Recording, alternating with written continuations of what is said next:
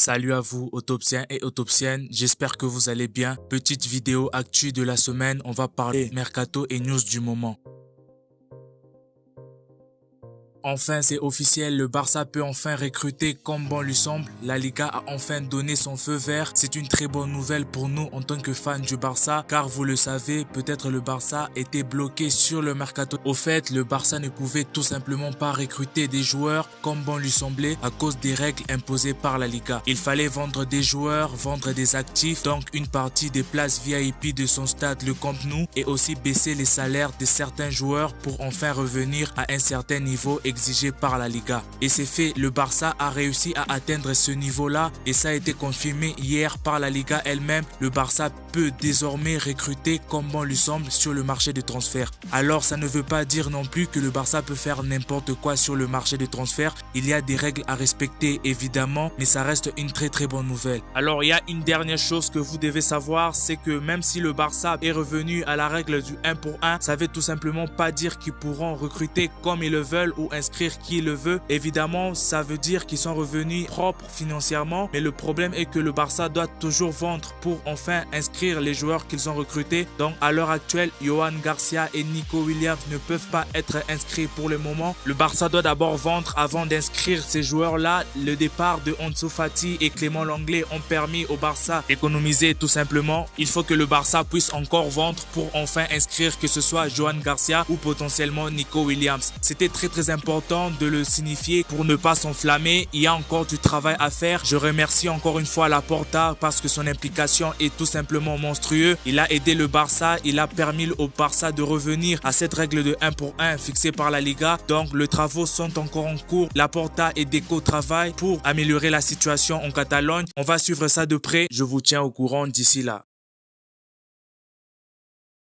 En parlant des très bonnes nouvelles, Lamine Yamal récupère le numéro 10 au Barça. Il succède ainsi à Ansu Fati qui a été envoyé en prêt à l'AS Monaco avec option d'achat. Ce numéro 10 légendaire qui avait été proposé à Lamine Yamal l'année dernière quand Ansu Fati avait été prêté à Brighton. Mais Lamine Yamal avait gentiment refusé par respect pour Ansu Fati. Cette année, c'est désormais officiel. Le Barça tient son nouveau numéro 10 après Maradona, Romario, Rivaldo, Riquelme, Ronaldinho, Lionel Messi et Ansu Fati, c'est désormais Lamine Yamal qui sera le prochain détenteur du numéro 10 au Barça. On enchaîne avec une mauvaise nouvelle, Nico Williams ne viendra finalement pas au Barça cet été car il a prolongé aujourd'hui même avec l'Athletic Club Bilbao. On l'a appris ce matin même, le Barça lui-même n'a même pas été informé. C'est un retournement de situation comme on en voit rarement dans le football. Pour la deuxième année consécutive, Nico Williams décide de se jouer du Barça pour finalement rester. Évidemment, perso, ça me brise le cœur. Je suis vraiment en colère contre Nico Williams. Il s'est moqué de nous tout simplement. Il a manqué du respect au Barça. Alors, quelle a été la cause de cette décision brusque de la part de Nico Williams? Au fait, selon certaines sources sûres, l'entourage de Nico Williams aurait des doutes sur la capacité du Barça à inscrire et à lever sa clause libératoire. Et pourtant, Nico Williams lui-même avait demandé à son agent de négocier qu'avec le Barça et les agents de Nico Williams qui faisaient tout aussi pour retarder les négociations car ils voulaient des garanties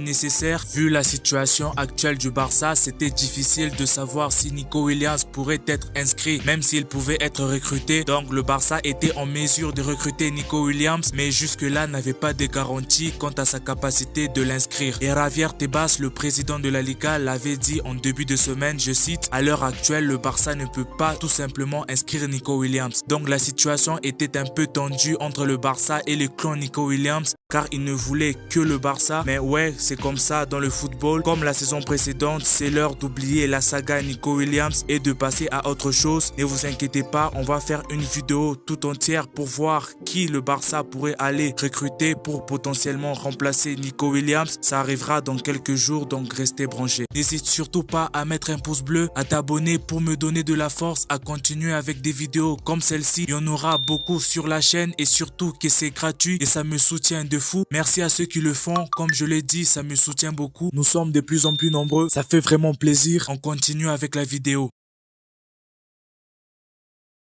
On enchaîne avec quelques infos que je trouve aussi pertinentes. Frenkie de Jong pourrait signer un nouveau contrat avec le Barça, une prolongation d'environ 4 ans pouvant le relier au Barça jusqu'en 2029. Les négociations sont sur la bonne voie et surtout très important à noter que c'est une prolongation avec une baisse de salaire considérable. C'est un très bon geste de la part de Frenkie de Jong qui accepte de baisser son salaire, lui qui est aujourd'hui l'un des joueurs les mieux payés du club avec Robert Lewandowski. Je trouve ça très apprécié de sa part. Alors mon avis sur cette prolongation, je pense que c'est logique vu la saison qu'il vient de faire. Je pense que c'est l'une des meilleures saisons depuis qu'il est au Barça. Il a été bon dans la plupart des matchs qu'il a joué et dans ce système à double pivot de Hansi Flick avec Pedri à ses côtés, on le voit, il se sent très bien, il a plus de liberté dans la relance et surtout il est beaucoup plus solide défensivement par rapport aux années précédentes. Et aussi, il faut pas l'oublier, Frenkie de Jong a été à plusieurs reprises poussé vers la sortie par la direction actuelle du Barça. Malgré ça, il a toujours été professionnel et a toujours su rebondir sur le terrain. Donc pour moi, c'est tout simplement logique et mérité cette prolongation. On termine avec une dernière info sur le mercato. Le Barça qui cible un défenseur latéral sur le marché des transferts et des noms comme Joao Cancelo, Denzel Dumfries ou encore Alejandro Grimaldo ont été cités. Alors pourquoi je vous parle de cette info? C'est parce que justement ce matin, Fabrizio Romano a annoncé que la clause libératoire de Denzel Dumfries a été réévaluée à 25 millions d'euros jusqu'en mi-juillet, ce qui pourrait potentiellement intéresser de différents clubs dont le Barça qui est à la recherche d'un latéral droit. On connaît la qualité de Denzel Dumfries du côté de l'Inter de Milan. En tout cas, on suivra ça de près. Surtout restez branchés pour ne rien manquer car le mercato ne fait que commencer. C'est tout pour les infos sur le mercato. Place maintenant à la présentation du nouveau maillot à domicile sorti par le Barça en début de semaine. Je ne sais pas vous, moi je le trouve vraiment magnifique, surtout celui de la Ligue des Champions. Évidemment, ils sont disponibles sur le site du Barça pour ceux qui ont le moyen de se le procurer. Il y a bien sûr ceux avec le numéro 10 floqué Lamine Yamal et d'après Mundo Deportivo, le journal catalan, le maillot le plus vendu à l'heure actuelle serait celui de Pau Cubarsí, ce qui est assez étonnant mais pas tant que ça. Pau Cubarsí fait partie des joueurs les plus appréciés par la communauté catalane. Je vous laisse me donner votre avis en commentaire. Vous donnez combien sur 10 à Nike pour ce maillot 2025-2026? Surtout restez branchés encore une fois comme je l'ai dit pour ne rien manquer sur le mercato. Si mon travail et la chaîne te plaît, n'hésite surtout pas à t'abonner. C'est gratuit, ça ne prend même pas 2 secondes. C'est un nouveau projet que j'ai démarré, donc le meilleur moyen pour toi pour m'envoyer de la force et de t'abonner. Si des contenus comme celui-ci te plaît, n'hésite pas à activer la cloche de notification pour être prévenu lors des prochaines vidéos qui sortiront parce que des vidéos comme celle-ci, il y en aura souvent sur la chaîne. Merci à ceux qui le feront et moi je vous dis à bientôt pour un nouveau mercato ou une nouvelle autopsie. C'était Barça Autopsie, Visca Barça.